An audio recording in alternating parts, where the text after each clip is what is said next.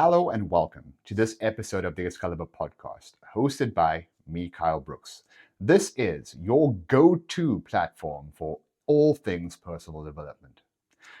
In this episode, we are going to be speaking about what it is you have to do to be able to develop yourself physically, and why it is that we focus on physical more than mental to start with.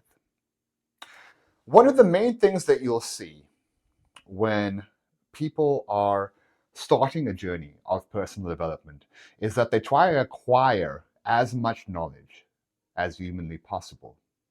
I know because I started this journey exactly the same way. And during that process, I accumulated vast amounts of information, but I did not take action on it. And that is known as the knowledge action gap, where you accumulate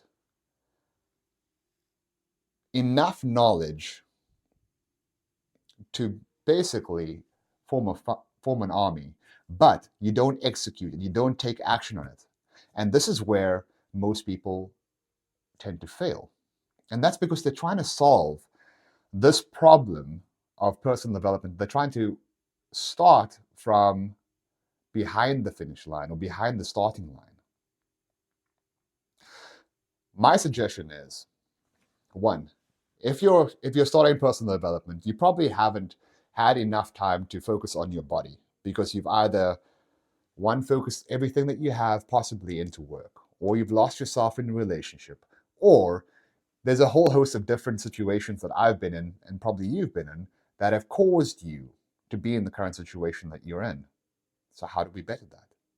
For me, like I said, it starts very small. It starts by taking small manageable steps to change yourself physically. And that does not have to be going to the gym for 5 hours.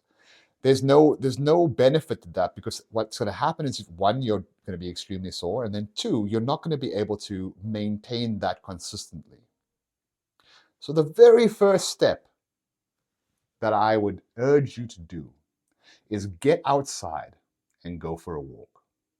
One 30-minute walk is better than a 3-hour meditation span, better than reading books, and better than a excessive gym workout. Why do I say this? Because once you get that down, once you're able to do that one walk every single day, you have formed a habit. And that habit can be built on. This allows you to build a habit chain, and then you go from walking to actually going to the gym. And once you start going to the gym, you lift one weight. Then you can leave the gym if you choose to. That just needs to be your goal. Get to the gym and lift a single weight. Thereafterwards, you go back to the gym the next day, you do the same thing and the same thing until this becomes a fundamental habit in your repertoire and speaks to who you are. And you know what's going to happen is that when you do get to the gym, you realize, you know what, I'm here already. I might as well try and work out or do something a little bit more. And by doing that, you're building on something with small consecutive steps. And that slowly starts to dislodge the bad habits or the bad routines or the things that are holding you back in life. Why? You see, when you think about it, your mind is exactly the same as a garden. The earth that is inside the garden can bring to fruition either nightshade or corn. Now, nightshade is a deadly weed, but the earth itself is unbiased in that opinion. It doesn't matter what you plant. As long as you plant it and water it, it will bring forth fruitage. The Bible says it, as you sow, so shall you reap. Well, exactly the same thing happens in your mind. When you start to take these fundamental steps to changing the habits, the routines, and the systems that make up who you are, you get into the source code of who you are, and you are able to change it. And by changing those small fundamental steps and routines and implanting beneficial ones into them, you change what you will receive in life. Because your life is an exact and merciless mirror of who you are as a person and the routines and the habits that you consistently act on. So, if you don't like it, guess what? You are the architect of your own life. You get to redesign it and change it any single time you want.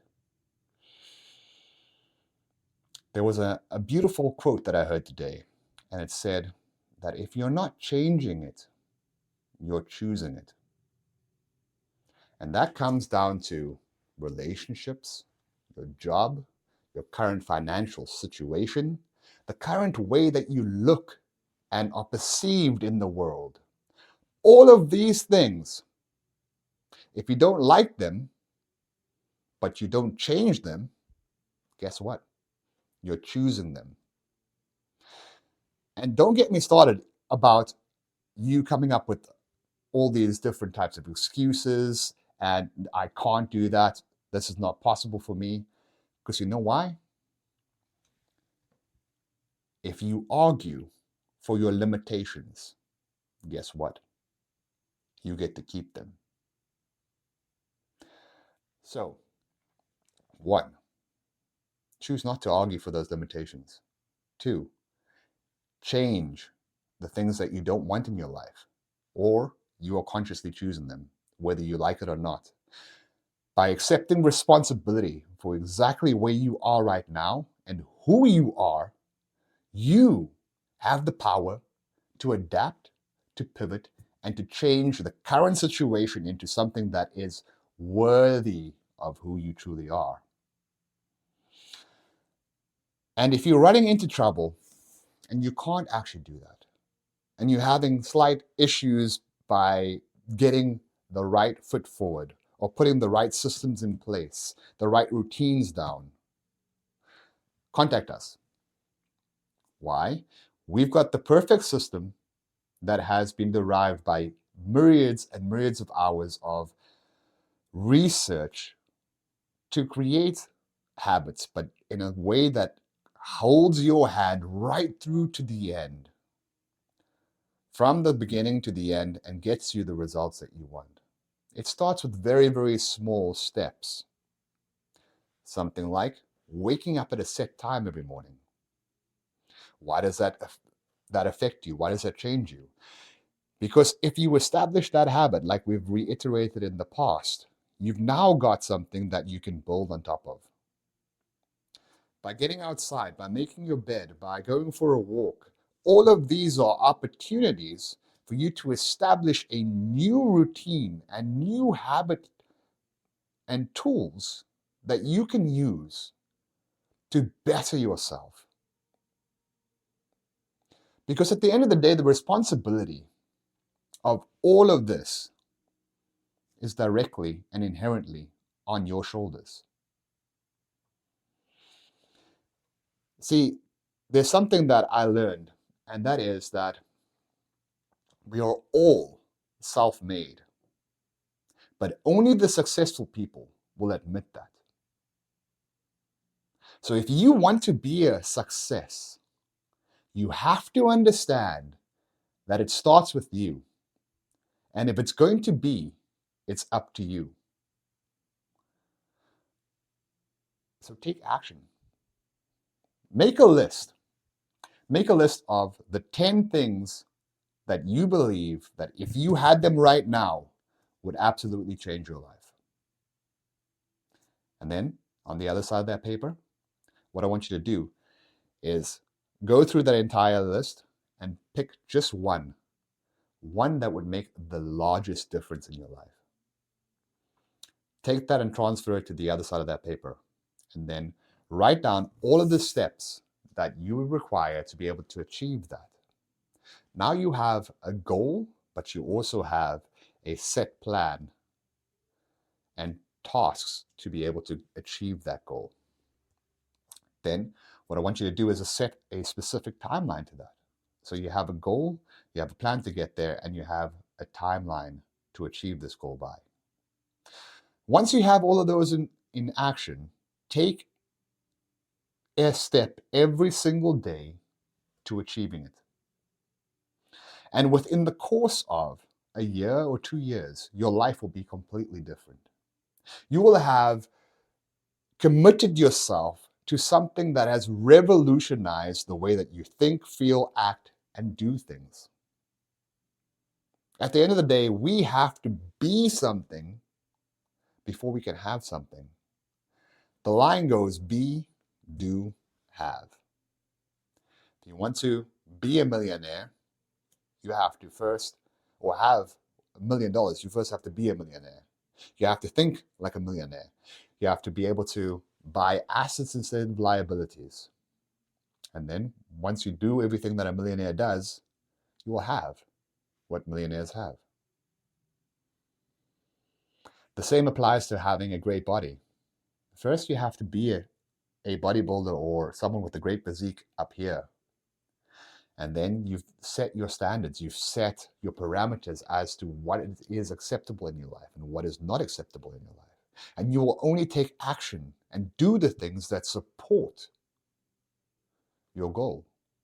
And within the course of a allotted amount of time, you will achieve that goal.